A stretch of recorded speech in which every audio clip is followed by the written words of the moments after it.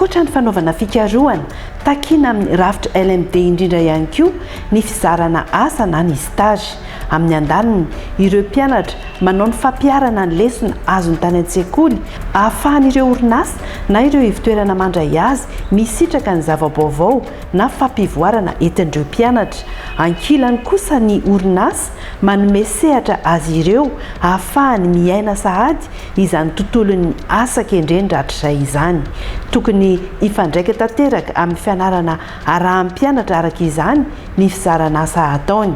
Isan'ny antony andraisan'ity sekoly ity andraikitra manokana mahakasika ny fizarana asa ataon'ny mpianatra. Izahay ihany no manome ny stage mandrafitra ny ataontsika hoe fiara-miasa amin'ireo orinasa isan-karazany amin'izay fanomezana stage izay, dia izahay ihany koa no miorienté an'ireo mpianatra ireo any amin'ny orinasa tsirairay arakaraka ny parcours izay misy azy ireo. Misy an'ireo ONG, entreprise, entité maro be zany izay miara-miasa aminay amin'ny fandraisana tanana ny mpianatra amin'izay stage izay. Ny zavatra hita dia tena afa-po tanteraka ny ireo orinasa sy ireo entité izay mandray ireo mpianatra ireo amin'izao fotoana izao, ary azo lazaina fa misy vokany be dia be zany ny fampiofanana. Agronomie no mentionako, spécialité agroalimentaire satria efa tia mikarokaroka amin'ny resaka sakafo sy resaka tontolon'ny agroalimentaire zany. Tanjoko ho lasa ingénieur agronome dia ho lasa na ho responsable qualité na responsable de production. Dia tany amin'ny Sambikazo zany no nanao stage. Entreprise iray manao chocolat fa manao produit hafa ihany koa, manome valeur ny produit local eto Madagasikara zany. Dia ny namo zany atao amin'ny resaka chocolaterie no tena nifatohako. Immersion amin'ny monde professionnel mihitsy zany. Mention économie L3 natao nisafidianako an'ilay izy tany amin'ny lycée efa CREOS nanomboka tany amin'ny lycée zany dia efa nahita tsiro kasika ny économie. Nanao stage tao amin'ny DGI na direction générale des impôts faravohatra, tao amin'ny direction technique, direction de la formation professionnelle, service de formation et service analyse économique et fiscale. Stage nataoko plutôt stage d'observation. Hitako hoe mahazava-dehibe an'ilay manao stage dia atao hoe immersion professionnelle. Efa misehatra sady eo amin'izany hoe sehatry ny asa zany, efa mahita sady zany ilay tontolo ny monde du travail. Tanjona tiako atao zany rehefa vita ilay fianarana dia hanao assistance sociale. Assistance sociale mandray miandraikitra olona, mila fanampiana zany, mila fanampiana ara-moraly na mila assistena zany. Za moa tao amin'ny CDA Andotam-penaka nanao stage dia tao anaty projet scolarisation zay misy hoe centre d'assistance psychologique. Dia ao anatin'izay le mandray olona manana problème, manana olana ara-piarahamonina sy ara-moraly zany. Tao koa ny famille défavorisée dia manana olana ara-bola zany dia tia mavita mandefa ny zanany any am-pianarana. Zahako tia milalao chiffre dia nisafidy ny hanao gestion dia ny parcours rako finance et comptabilité. Nanao stage ako tao amin'ny Technoped Madagascar any Amerika Sina ny usine, dia tany nanaovana stage. Dia stage nataoko comptable zany nataoko tany.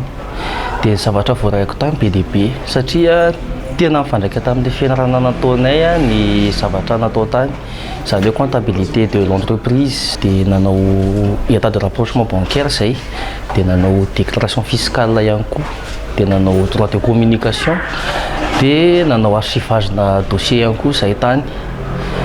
Dia classement na dossier moa zany mazava ho azy. Lalam-piofanana, toe-karena, asa sosialy, fitantanana ary fambolena sy fiompiana teto amin'ny sekoly ambony momba ny fampandrosoana ara-toe-karena sy ara-sosialy no narahana izy efatra mianadahy ireto. Lalam-pampianarana izay mahaliana ny tanora fa indrindra isan'ny tongotra ho an'ny fampandrosoana ny firenena. Mametraka ny tanjona dia ny hoe fampandrosoana ara-toekarena sy ara-tsosialy.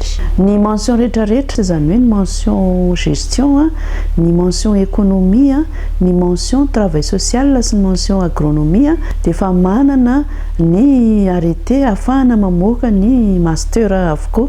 Dia fotoana sortie de promotion dia mivoaka avy hatrany miaraka amin'ny diplôme ny équivalence avy eo anivon'ny fonction publique. Ary ihany koa any amin'ny faritra lavitra mba tsy ahafahany hoe mbola andeha hoe tao Antananarivo akan'izay diplôme izay fa azony eo zany izay équivalence zany dia ao anatin'ny ataontsika hoe fiomanana tanteraka amin'ny fandraisana ireo mpianatra vaovao. Izahay dia mametraka tanteraka ny paikady voalohany indrindra amin'izany ny fisafidianana ny mpampianatra mpikaroka moa no akabeazan'izy ireo izay azo lazaina fa efa tena ampy an'izay traikefa izay dia anisany hoe ahitana taratra ngezabe ny vokatra dia manomboka hatrany amin'ny présidence io amin'ny direction générale, direction académique sy ny administratif dia misy membre amin'ny conseil scientifique ihany koa dia ireo chef de mention isaky ny mention zany hoe ireo rehetra rafitra rehetra ireo zany no miara-mikondò mametraka ny ataontsika hoe lafy ny ara-pédagogie, ny discipline sy ny rehetrarehetra ao anatiny mba ahafahana tena hoe mahazo an'izay résultat zay ary misy ny ataontsika hoe fanomanana miaraka amin'ireo équipe pédagogique sy ireo membre rehetrarehetra mba tena metrahana foana sy ataontsika hoe tsy alatsa-danja mihitsy ny fanomanana zany fandraisana an'ireo mpianatra izany dia mba ahafahana mametraka an'izay paikady hoe tena hoe amoaka mpianatra tena hoe manana ny maha-izy azy ary manana ny traikefany misongadina manerana ny Madagasikara ary manerana n'izao tontolo izao ihany koa satria anisany tena mampiavaka anay ny fanananay an'ilay laboratoire de recherche leader io zany izay ahafahan'ireo mpianatra miomana sahady amin'ny ataontsika hoe fiantseherana ho an'ny raisam-pirenena.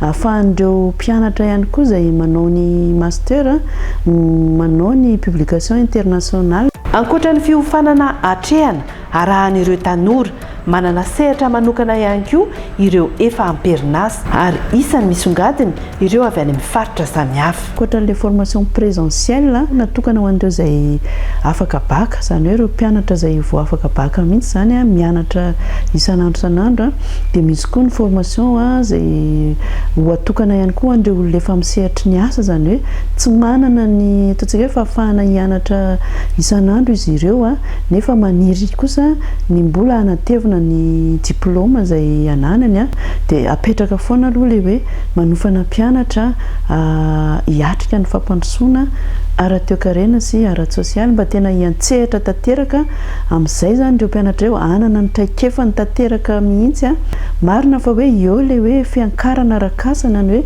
fampiakarana ny grille indiciaire rehefa mahavita ny fianarana izy fa tena mila apetraka tanteraka ihany koa zany ny traikefan'izy ireo sy mba hoe tena hisongadana izy any amin'ny sehatra izay misy azy tsirairay avy any.